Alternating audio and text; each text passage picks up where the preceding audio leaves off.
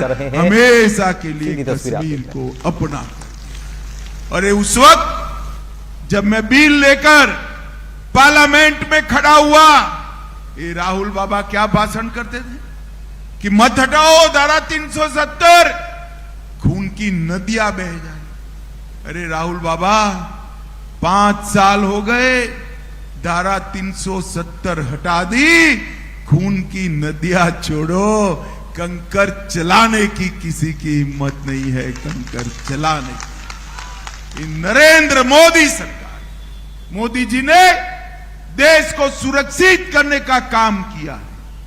आपकी सरकार थी, आए दिन पाकिस्तान से आलिया मालिया जमालिया आते थे, बम धमाके कर चले जाते थे, और मौनी बाबा मनमोहन सिंह के मुंह से उफ नहीं निकलता था।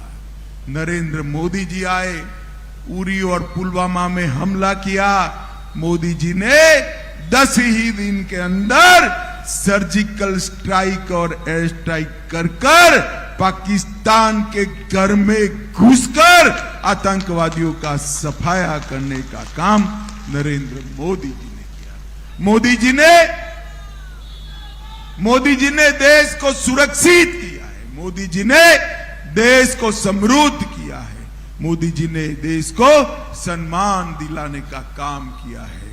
भारत के तिरंगे को चंद्रयान के माध्यम से चंद्रमा पर पहुंचाने का काम नरेंद्र मोदी जी ने किया है।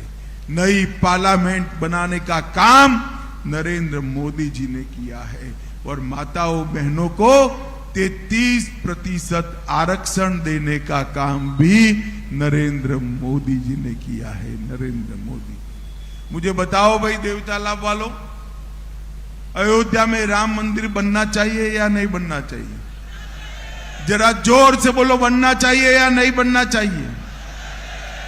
70 साल से ये कांग्रेस पार्टी राम मंदिर के मुद्दे को अटका रही थी, लटका रही थी, भटका रही थी।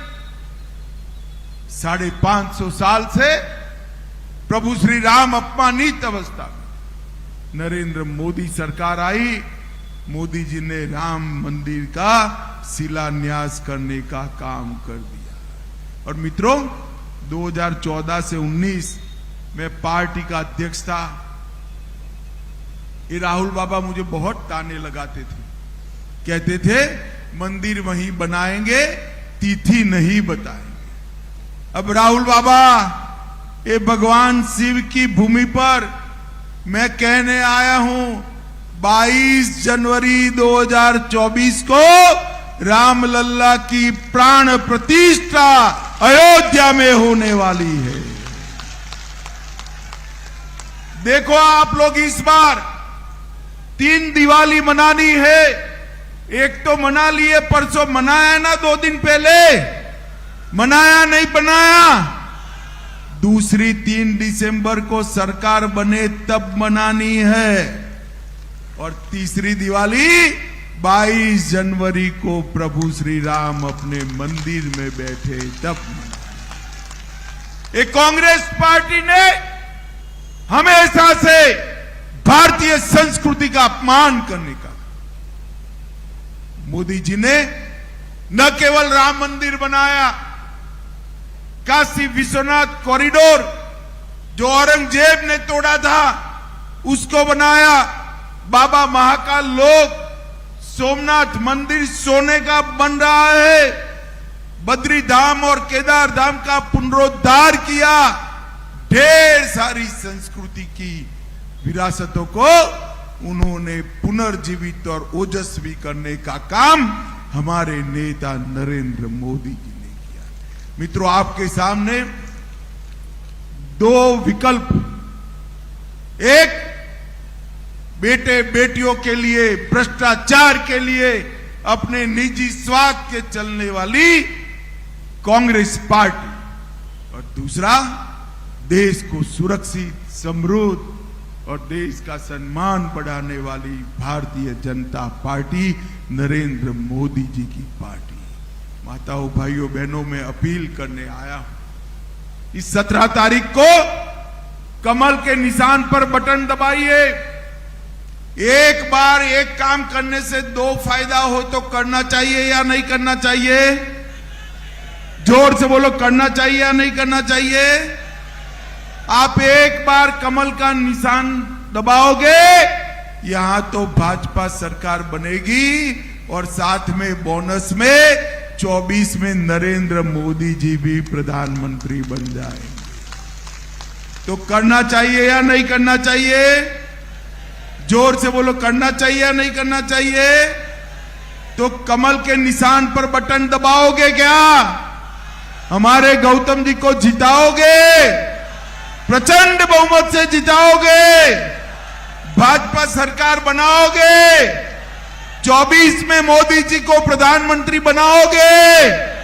तो मेरे साथ दोनों हाथ उठाइए, सभी लोग उठाएं, इस ओर भी खड़े हुए लोग उठाएं, अपनी संकल्प की मुट्ठी बीचे और प्रचंड आवाज से बोलिए, भारत माता की, भारत माता की, वंदे वंदे वंदे।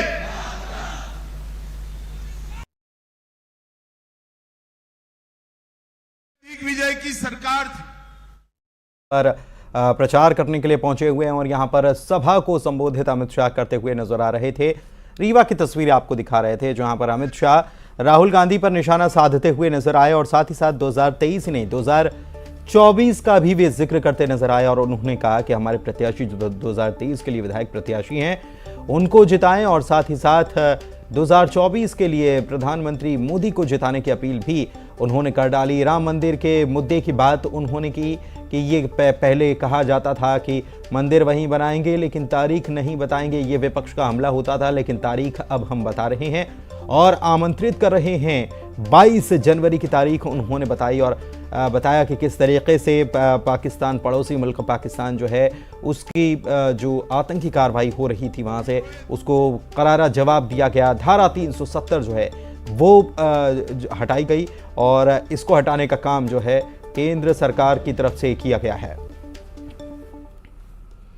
और आइए देखते हैं खबरें 2020।